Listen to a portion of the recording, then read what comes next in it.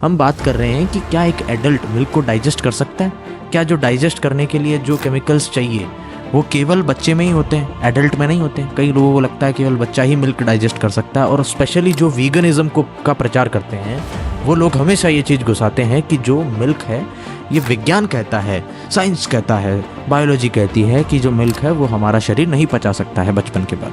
तो आज हम इसी टॉपिक पे चर्चा करेंगे और इतना कॉन्क्रीट एविडेंस दूंगा, सारे केमिकल्स के नाम बताऊंगा जो कि आप इजीली जा करके किसी भी मिस्टर पी के फॉलोवर के सामने आप मुंह पे मार सकते हैं। सबसे पहले आज हम ये जानेंगे कि मिल्क डाइजेस्ट कैसे होता है। तो पहले तो मैं ये कहूंगा कि मिस्टर पी और उनके फॉलोवर्स ने शायद ये नहीं पढ़ा है कि हमारे शरीर में रेनिन नाम की भी कोई चीज होती है। हमारे शरीर में मिल्क डाइजेशन करने के लिए कुछ मेटाबॉलिज्म होते हैं, कुछ एसिड्स होते हैं, कुछ पेप्टाइड्स होते हैं। पेप्टाइड्स और अमीनो एसिड्स मिल्क के अंदर होते हैं, लेकिन उनको पचाने के लिए पेप्सिन नाम की भी कोई चीज होती है या लैक्टेज नाम की भी कोई चीज होती है। ये सब शायद उन्होंने नहीं सुना है, और यही एनाटॉमी और बायोलॉजी का अज्ञान दर्शाता है कि वे लोग कितने पीछे हैं अभी साइंस टेक्नोलॉजी की दुनिया में, और दिखाते अपने आप को बहुत एडवांस हैं। तो आज हम जानते हैं, आपको मैं स्क्रीनशॉट के साथ में दिखाता हूँ। सबसे पहले मैं ये बताना चाहूंगा कि मिल्क में एक शुगर होता है, नेचुरल शुगर, उसको बोलते हैं लैक्टोस। उसको पचाने के लिए लैक्टेज काम आता है। तो लैक्टोस और लैक्टेज में कंफ्यूज ना होइएगा, इसके लिए मैं आपको एक स्क्रीन शेयर करके दिखा देता हूँ। How is lactose digested in humans, ये मैंने एक साइंटिफिक वेबसाइट से एक आर्टिकल से उठाया है। हाँ, तो यहाँ पे लिखा गया है lactose is digested by an enzyme. मतलब जो लैक्टोज है वो डाइजेस्ट होता है एक एंजाइम से, commonly referred to as lactase. अब कई लोग यहाँ पे कंफ्यूज हो जाएंगे, इसलिए इन्होंने ब्रैकेट में लिखा है notice the slight but significant spelling difference. मतलब यहाँ ओ है, यहाँ पर ए है। ये लैक्टोज है, ये लैक्टेज है। Lactase generally resides in the small intestine. Once lactose is broken down by lactase, मतलब जो लैक्टोज होता है मिल्क में वो ब्रोकन डाउन मतलब कि टुकड़ों में बट जाता है, फट जाता है लैक्टेज के द्वारा into the glucose and galactose components. They are readily absorbed and used throughout the body। तो यहाँ पे क्लियर हो गया कि जो मिल्क में लैक्टोज शुगर होती है उसको लैक्टेज नाम का एक एंजाइम है वो पचाता है। अब हम एक काम करते हैं, अब हम ये जानते हैं कि शुगर को तो पचा लिया, लेकिन मिल्क में प्रोटीन भी होता है। क्या मिल्क के प्रोटीन को हमारा शरीर पचा सकता है? अच्छा, कई लोग कहेंगे ये जो लैक्टेज है ये बच्चों में होता है, बाद में ये बनना कम हो जाता है। वो कम भी होता है, उसका मैं कारण बताऊंगा, क्योंकि लोग A1 टाइप प्रोटीन का जो मिल्क है वो पीते हैं, जो कि विदेशी गाय या फिर हाइब्रिड गाय का होता है। अगर आप देसी गाय का दूध शुरू से पियेंगे, सही तरीके से पियेंगे, इस पर फिट ट्यूबर नाम से एक यूट्यूबर है, उन्होंने वीडियो बना रखी है, तो ये आपका लैक्टेज कम नहीं होगा। लेकिन अब मैं आपको एक ऐसी चीज बताऊंगा जो कि बनता ही एडल्ट में है, यूज ही एडल्टहुड में आता है, बचपन में उसकी जगह कोई दूसरी चीज यूज में आती है।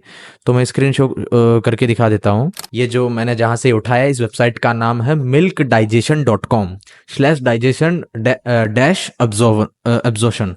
अगर ये आप यहाँ पे लगाएंगे अपने URL में क्रोम में milkdigestion.com/digestion डैश एब्जॉर्प्शन, तो ये जब आप लगाएंगे तो ये सीधा सीधा आपके सामने ये पेज आ जाएगा जो मैंने खोल रखा है।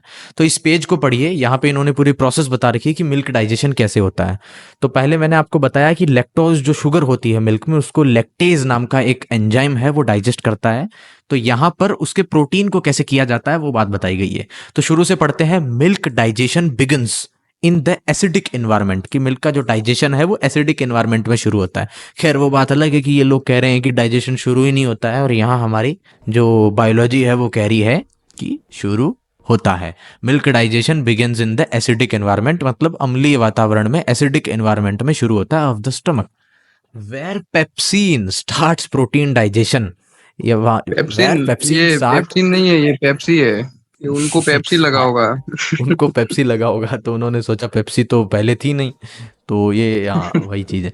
तो where pepsin starts protein digestion by breaking down milk proteins into smaller fragments. मतलब जो ये पेप्सिन है ये प्रोटीन डाइजेशन को अंजाम देता है और उसको स्मॉलर फ्रेगमेंट्स में तोड़ता है। Lingual lipase does the same to milk fats, कि यहाँ पे इस जो केमिकल कंपाउंड का नाम दिया गया है ये सेम चीज करता है, मतलब स्मॉलर फ्रेगमेंट्स में बांटता है किसको, मिल्क फैट्स को।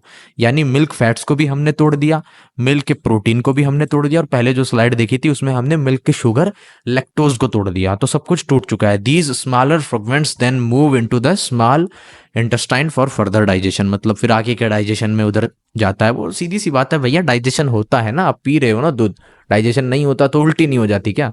हाँ, मुश्किल से होता है डाइजेशन ये कह सकते हो आप कह रहे हो डाइजेशन ही नहीं होता है। अब वो मुश्किल से भी नहीं हो रहा है, यहाँ तो बड़ा इजीली हो रहा है। तो अब एक कन्फ्यूजन आया होगा दिमाग में, क्या कि एक आपने नाम लिया पेप्सिन, एक आपने नाम लिया लैक्टेज। तो लैक्टेज का काम है लैक्टोज शुगर को ब्रेक करना, और पेप्सिन का काम है मिल्क में जो प्रोटीन उपस्थित होता है उसको ब्रेक करना। लेकिन अब मैं मजे की बात बताता हूँ आपके सामने। मैं गूगल प्ले करूंगा, गूगल खोलूंगा, और वहां पे हम एक चीज देखेंगे बहुत ही शानदार। इसमें जो ये आप बायजूस का पेज देख रहे हैं, इसमें लिखा है the enzyme pepsin helps to break down protein during digestion. मतलब जो पेप्सिन नाम का एंजाइम है वो दूध के प्रोटीन को तोड़ता है। और it is the enzyme lactase which breaks down sugar present in milk. मतलब वहीं जो मिल्क में शुगर प्रेजेंट होती है उसको लैक्टेज तोड़ता है। मतलब आप ये समझिए कि जो मिल्क है उसमें एक तो शुगर है, एक प्रोटीन है, जिसको डाइजेशन करना एक अच्छा खेल है। तो उसमें जो शुगर है उसको तोड़ने का काम लैक्टेज करता है, और वहीं उसके जो प्रोटीन्स होते हैं उनको तोड़ने का काम पेप्सिन करता है। अब मैं ये आपको रेनिन वाला ज़रा समझाता हूँ। वैसे हालांकि जो रेनिन है वो गाय के बछड़ों में होता है, लेकिन फिर भी ये बच्चों में होता है ऐसा ज़्यादातर पढ़ने को मिलता है।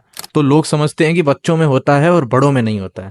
जबकि मैं इसके लिए आपको जो topper.com, आपने एक बहुत अच्छी वेबसाइट देखी होगी, वो भी एजुकेशन की वेबसाइट है, उसका मैं आपको एक छोटा सा अंश दिखाता हूँ। ये देखिए, where is rennin found in the human body. तो यहाँ पे इन्होंने लिखा है rennin is the enzyme present in the gastric juice of only infants and not of adult human. ये एडल्ट ह्यूमंस में नहीं पाया जाता है रेनिन, लेकिन in adults it is replaced by pepsin.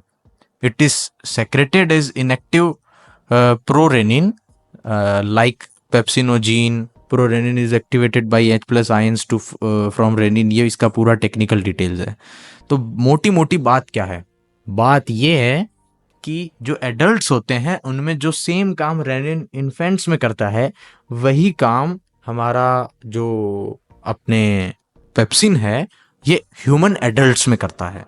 तो लैक्टेज और ह्यूमन एडल्ट्स, दो नामों को याद रखिए, और जब भी कोई आपको भाड़े का वीगनवादी मिलता है तो उस वीगनिस्ट के मुंह पर आप लैक्टेज की पेप्सी बना के छोड़ सकते हैं। ये सूत्र याद रखिए, जब भी कोई वीगन मिले